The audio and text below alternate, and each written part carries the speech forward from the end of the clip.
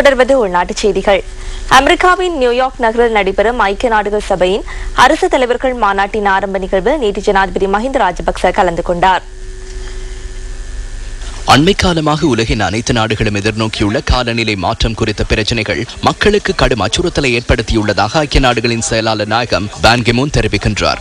இந்த நிலைமையை எதிர்கொள்வதற்கான கூட்டு செயற்திட்டங்களை உடனடியாக நடைமுறைப்படுத்த வேண்டும் எனவும் ஐக்கிய நாடுகளின் செயலாளர் நாயகம் கூறினார். இந்த கூட்டத்தொடரின் வரவேற்பு உரையை பிரேசில் ஜனாதிபதி நிகழ்த்தினார். ஐக்கிய நாடுகளின் பொதுச்சபை கூட்டத்தில் வரலாற்றில் முதன்முறையாக பெண் ஒருவர் வரவேற்பு உரையை நிகழ்த்தியமை இதுவே முதல் தடவையாகும். ஐக்கிய நாடுகளின் பொதுச்சபை கூட்டத்தில் ஏற்படுத்திக் கொள்ளப்படும் கட்டளைகள் மற்றும் சட்டமூலம் ஆகியவற்றின் ஊடாக மாத்திரம் சமாதானத்தை ஏற்படுத்திக் கொள்வது இலகுவான விடயம் அல்லவென அமெரிக்க ஜனாதிபதி பராக் ஒபாமா குறிப்பிட்டுள்ளார். இந்த நிலையில் ஐக்கிய நாடுகளின் பொதுச்சபை கூட்டத்தில் ஜனாதிபதி மஹிந்த ராஜபக்ச நாளைய தினம் உரை நிகழ்த்த உள்ளார்.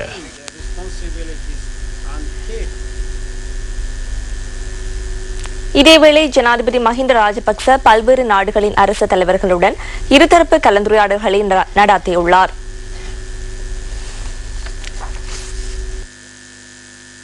ஈரான் ஜனாதிபதி மஹ்மூத் அஹமதினேஜாத் ஜனாதிபதி மஹிந்த ராஜபக்சவிற்கு வரவேற்பு அளித்தார்.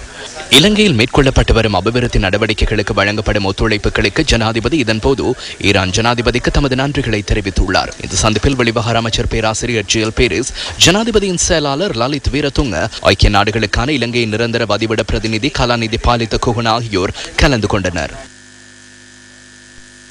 இதேவேளை நேபாள பிரதமர் பாபுராம் பாத்தாராயுடன் ஜனாதிபதி இருதரப்பு பேச்சுவார்த்தையிலும் ஈடுபட்டார். லும்பினி மற்றும் கொழும்பு ஆகிய நகரங்களுக்கு இடையில் நேரடி விமான சேவையொன்றை ஆரம்பிப்பதற்கு தேவையான நடவடிக்கைகள் மேற்கொள்ளப்பட்டுள்ளதாக ஜனாதிபதி மஹிந்த ராஜபக்ச நேபாள பிரதமரிடம் தெரிவித்துள்ளார். அபிவிருத்தி மற்றும் முன்னேற்றத்திற்கான இலக்குகளை அடைந்த நாடு என்ற வகையில் இலங்கை தெற்காசியாவுக்கு உதாரணமாக விளங்குவதாக நேபாள பிரதமர் இதன்போது சுட்டிக்காட்டியுள்ளார்.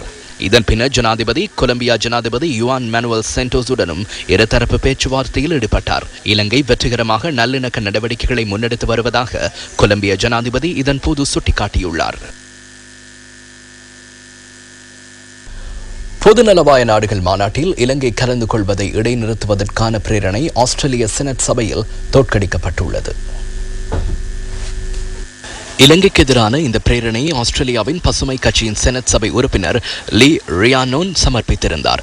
எவ்வாறாயினும் ஆஸ்திரேலிய அரசாங்கமும் எதிர்க்கட்சியும் பிரேரணைக்கு எதிராக இன்று வாக்களித்துள்ளதாக வெளிவகார அமைச்சு அறிவித்துள்ளது. இதற்கமைய பசுமை கட்சியின் பிரேரணைக்கு ஆதரவாக 9 வாக்குகளும் எதிராக 39 வாக்குகளும் பதிவானதாக தெரிவிக்கப்படுகிறது. பசுமை கட்சியால் சமர்ப்பிக்கப்பட்ட இத்தகைய பிரேரணைகள் மூலம் வெளிவகார கொள்கைகளை உறுதிப்படுத்தலாம் என நம்ப முடியாதென ஆஸ்திரேலிய அரசாங்கத்தின் பிரதிநிதி ஒருவர் சுட்டிக்காட்டியுள்ளார். இறுதிக்கட்ட யுத்தத்தின் போது இடம்பெற்றதாக கூறப்படும் போர்க்குற்றங்கள் தொடர்பில் சர்வதேச மட்டத்திலான சுயாதீன விசாரணைகளை நடாத்துவதை இலங்கை அரசாங்கம் நிராகரித்துமே இத்தகைய பிரேரணை ஒன்றை சமர்ப்பிப்பதற்கான காரணம் என ஆஸ்திரேலியாவின் பசுமை கட்சி ஏற்கனவே அறிவித்திருந்தது. யாழ் நாவாந்துறை பிரதேசத்தைச் சேர்ந்த 18 பேர் உயர்நீதிமன்றத்தில் இன்று 18 அடிப்படை உரிமை மனுக்களை தாக்கல் செய்துள்ளனர். இந்த மனுக்களில் பாதுகாப்பு செயலாளர், ராணுவ தளபதி உள்ளிட்ட ராணுவ அதிகாரிகள், போலீஸ் மா அதிபர் உள்ளிட்ட போலீஸ் அதிகாரிகள் மற்றும் சட்டமா அதிபர் ஆகியோர் பிரதிவாதிகளாக குறிப்பிடப்பட்டுள்ளனர். கடந்த ஆகஸ்ட் மாதம் 22ஆம் தேதி ராணுவத்தினர் நாவாந்துறை பிரதேசத்தில் உள்ள வீடுகளுக்குள் புகுந்து தம்மை கைது செய்ததாகவும் பின்னர் யாழ் போலீஸ் நிலையத்திற்கு அழைத்துச் சென்று சிங்கள மொழியில் எழுதப்பட்ட வாக்குமூலங்களில் கையொப்பத்தை பெற்றுக் கொண்டதாகவும் மனுக்களில் தெரிவிக்கப்பட்டுள்ளது. அதனைத் தொடர்ந்து ஆகஸ்ட் 23ஆம் தேதி யாழ் நீதவான் முன்னிலையில் தாம் ஆஜர்படுத்தப்பட்டதாகவும் மனுதாரர்கள் உயர்நீதிமன்றத்தின் கவனத்திற்கு கொண்டு வந்துள்ளனர். இந்த மனுக்கள் மீதான விசாரணைகள் நிறைவு பெறும் வரை தமது பாதுகாப்பை உறுதிப்படுத்துமாறும் சிங்களம் அறியாத தம்மிடம் தமிழ் அல்லது ஆங்கில மொழியில் எழுதப்பட்ட வாக்குமூலங்களில் கையொப்பம் பெறுவதற்கான உத்தரவை பிறப்பிக்குமாறும் மனுதாரர்கள் கோரிக்கை விடுத்துள்ளனர். சட்டவிரோதமாக கைது செய்யப்பட்டு துன்புறுத்தப்பட்டதால் தமது அடிப்படை உரிமைகள் மீறப்பட்டுள்ளதாகவும் நாவாந்துறை பிரதேசவாசிகள் தாக்கல் செய்துள்ள மனுக்களில் தெரிவிக்கப்பட்டுள்ளது.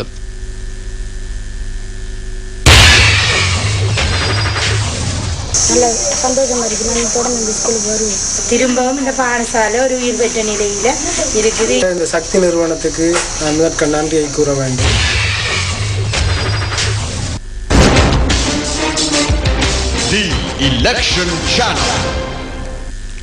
ஐக்கிய தேசிய கட்சியின் கொழும்பு மாநகர சபை முதன்மை வேட்பாளர் AJM முசாமிலின் தேர்தல் விஞ்ஞாபனம் இன்று வெளியிடப்பட்டது. கொழும்பிற்கான தீர்க்க தரிசன பார்வை என இதற்கு பெயரிடப்பட்டுள்ளது. கொழும்பில் உள்ள எதிர்க்கட்சித் தலைவரின் அலுவலகத்தில் நடைபெற்ற இந்த நிகழ்வில் ஐக்கிய தேசிய கட்சியின் தேசிய அமைப்பாளர் ரவி கருணாநாயக்க உள்ளிட்ட பலர் கலந்து கொண்டிருந்தனர். අපි මේ වැඩපිළිවෙල கொழும்பில் வாழும் அனைத்து இன மக்களினதும் கருத்துக்களை கேட்டறிந்து கொண்ட பின்னரே இந்த தேர்தல் விஞ்ஞாபனத்தை தயாரித்துள்ளோம். மக்களின் பிரச்சனைகளை தீர்க்கும் வகையிலான திட்டங்கள் இதில் உள்ளடக்கப்பட்டுள்ளன என்பதனை நான் கூறுகிறேன். අපි ප්‍රකාශයට පත් කරනවා.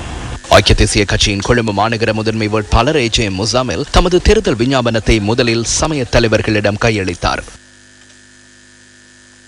අපි ඡන්දයකට ලෑස්ති වෙලා தேர்தல் ஒன்று ஆரம்பமாகும் போது மட்டும் மக்களை நேசிக்கும் கட்சி ஐக்கிய தேசிய கட்சி அல்ல என்பதனை நான் கூற விரும்புகிறேன். இந்த நாட்டுக்கு சுதந்திரம் கிடைத்த நாள் முதல் சிங்கள, தமிழ், முஸ்லிம், பர்கர் என்ற அனைத்து மக்களினதும் தேவைகளை கருத்தில் கொண்டு செயற்படும் ஒரு கட்சியே எமது கட்சியாகும்.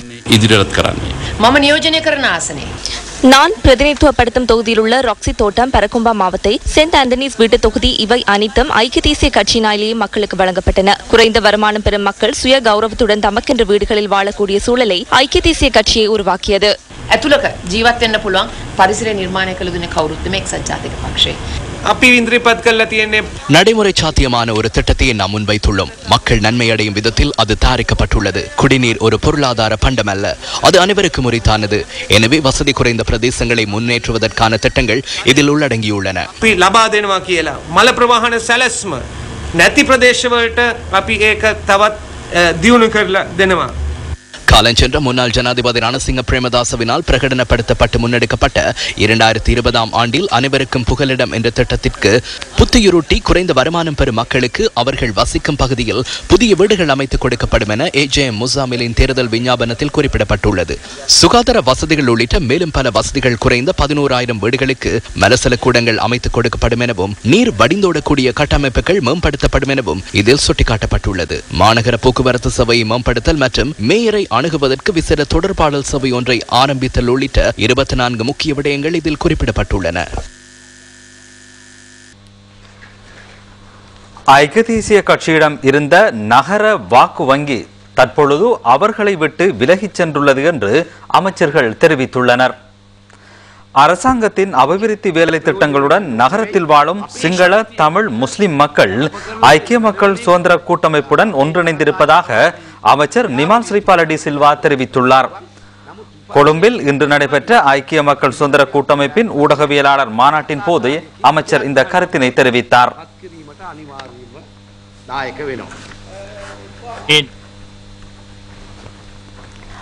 கொலனாவ பிரதேச செயலாளர் பிரிவுக்கு உட்பட்ட 102 குடும்பங்களுக்கு வீடமைப்பு உதவிகள் வழங்கப்பட்டுள்ளன. 1,50,00,000 ரூபாய் நிதி இதற்கென செலவிடப்பட்டுள்ளது. ஜனசவன வீடமைப்பு திட்டத்தில் 10 லட்சம் வீடுகள் நிர்மாணிக்கும் வேலை திட்டத்தின் கீழ் இந்த நிதியுதவி வழங்கப்பட்டுள்ளது.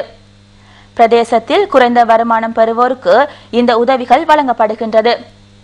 இவ்வாண்டின் வீடு அமைப்பு கடனுதவிக்காக 400 கோடி ரூபாய் நிதி பொதுமக்களிடையே பகிர்ந்தளிக்கப்பட்டுள்ளதாக அமைச்சர் விமல் வீரவன்ச அங்கு தெரிவித்தார். அக்டோபர் 3ஆம் திகதி அன்று இடம்பெறும் உலக குடியிருப்பு தினத்தை முன்னிட்டு குடியிருப்பு வாரம் பிரகடனப்படுத்தப்பட்டுள்ளது. இது செப்டம்பர் 26ஆம் திகதி முதல் அக்டோபர் மாதம் 3ஆம் திகதி வரை இடம்பெறும். நிர்மாண பொறியியலாளர் சேவை, வீடு மற்றும் பொது வசதிகள் அமைச்சு இந்த நடவடிக்கைகளை முன்னெடுத்துள்ளது. இது தொடர்பாக ஊடகவியலாளர்களுக்கு தெளிவுபடுத்தும் மாநாடொன்று அமைச்சர் விமல் வீரவம்ச தலைமையில் நேற்று பத்ரமுல்லையில் இடம்பெற்றது.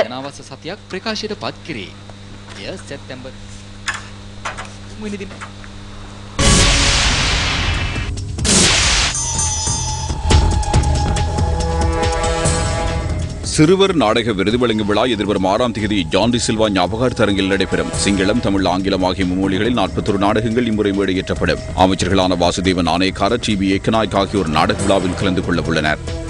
சமூக சேவைகள் அமைச்சு ஏற்பாடு செய்த நடமாடும் சேவையொன்று வேலைஹீன பகுதியில் இடம்பெற்றது. செவிப்புல கருவிகள், மூக்கு கண்ணாடிகள், சக்கர நாற்காலிகள், ஊன்றுகோல்களும் அங்கு பகிர்ந்தளிக்கப்பட்டன. அமைச்சர் ஃபீலிக்ஸ் பெரேரா, பாராளுமன்ற உறுப்பினர் சுதர்ஷினி பெர்னாண்டோ புள்ளி உட்பட பலர் கலந்து கொண்டனர். சிவில் பாதுகாப்பு குழுக்களை ஏற்படுத்துவது தொடர்பான விசேட சந்திப்பொன்று திருகோணமலை போலீஸ் நிலையத்தில் இடம்பெற்றது. அமைச்சர் சுசந்த பூச்சிநிலைமை இதில் கலந்து கொண்டார். தொழிற்பயிற்சி தொடர்பான வழிகாட்டல்களை வழங்கும் ஒருநாள் செயற்பட்டறையொன்று LPTவில் நடைபெற்றது. தென்மாகாண ஆளுநர் குமாரி பாலசூரிய தலைமையில் இது நடைபெற்றது. 680 பிரதேச செயலக பிரிவில் உள்ள வலது குறைந்தோருக்கான விசேட கொடுப்பன வழங்கும் வைபவம் பிரதேச செயலாளர் S தனபால சுந்தரம் தலைமையில் நடைபெற்றது. கிழக்கு மாகாண சபை உறுப்பினர் P பிரசாந்தன் உட்பட பலர் இதில் கலந்து கொண்டனர். பொரல அஹதியா இஸ்லாமிய கல்வி நிலையத்தின் 24வது ஆண்டு நிறைவு விழா கொழும்பு அல் ஹிஜ்ரா முஸ்லிம் மகாவித்யாலயத்தில் இடம்பெற்றது. அஹதியா பாடசாலையில் கல்வி கற்கும் மாணவர்கள் மத்தியில் நடாத்தப்பட்ட போட்டியில் வெற்றியீட்டியோர்களுக்கு சான்றிதழ்களும் பரிசுகளும் வழங்கப்பட்டன. விழாவின் பிரதம அதிதியாக சுயாதீன தொலைக்காட்சி சபையின் பணிப்பாளர் புரவலர் ஹாஷிம் உமர் கலந்து கொண்டார்.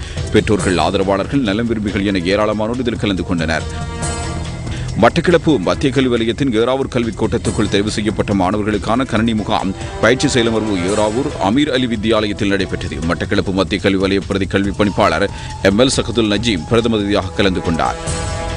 யுத்தத்தினால் இடம்பெயர்ந்து திருக்கோவில் பிரதேசத்துக்குட்பட்ட தங்கவேலாயுதபுரம் பிரதேசத்தில் தங்கியுள்ள 419 குடும்பங்களைச் சேர்ந்த 1502 பேர் எதிர்வரும் 15ஆம் தேதிக்கு முன்னர் குடியமர்த்தப்பட உள்ளனர். இவர்களுக்கு தேவையான வசதிகளை ஏற்படுத்திக் கொடுப்பது தொடர்பான கூட்டம் ஒன்று தங்கவேலாயுதபுரத்தில் இடம்பெற்றது. கிழக்கு மாகாண அமைச்சர் துரையப்பாண்ட வரதராஜா தலைமையில் இக்கூட்டம் நடைபெற்றது. மத்திய மாகாண சபை உறுப்பினர் உதயகுமாரின் பன்முகப்படுத்தப்பட்ட நிதியிலிருந்து லெந்துல கேம்பிரிட்ஜ் தோட்டத்தில் வாசிகசாலைக்கான அடிக்கல் நாட்டப்பட்டது. 2010ஆம் ஆண்டு முதல் கேம்பிரிட்ஜ் தங்கக்கிளை இலக்கம் 2 பாடசாலையில் துண்டிக்கப்பட்டிருந்த மின்சாரத்தை பெற்றுக் கொள்வதற்கான நிதியையும் மாகாண சபை உறுப்பினர் உதயகுமார் வழங்கி வைத்தார். கிண்ணியா பிரதேசத்தில் பார்வை குறைபாடுள்ள 800 பேருக்கு மூக்கு கண்ணாடிகள் வழங்கும் வைபவம் கிண்ணியா பிரதேச செயலகத்தில் இடம்பெற்றது. அமைச்சர் வாசுதேவன் ஆணையக்காரவின் இணைப்பாளர் M. ஜோஃபர் தலைமையில் இடம்பெற்ற நிகழ்வில் சமூக சேவை அமைச்சின் பணிப்பாளர் S. புஞ்சிபண்டா உட்பட பலர் கலந்து கொண்டனர். மட்டக்களப்பு மாவட்டத்தில் யுத்தத்தினால் பாதிக்கப்பட்ட பிரதேச இளைஞர் யுவதிகளுக்கு முகாமைத்துவ பயிற்சியை வழங்கும் திட்டம் ஒன்று அமெரிக்காவின் USAID நிறுவனத்தின் உதவியுடன் அமுல்படுத்தப்பட்டுள்ளது. தாஸ் அமைப்பினால் முன்னெடுக்கப்படும் இந்த திட்டத்தின் அங்குரார்ப்பண வைபவம் கிரான் கோரக்கல்லிமடி தடாக மண்டபத்தில் இடம்பெற்றது. அமைப்பின் தலைவர் V. கமலதாஸ் இதற்கு தலைமை தாங்கினார்.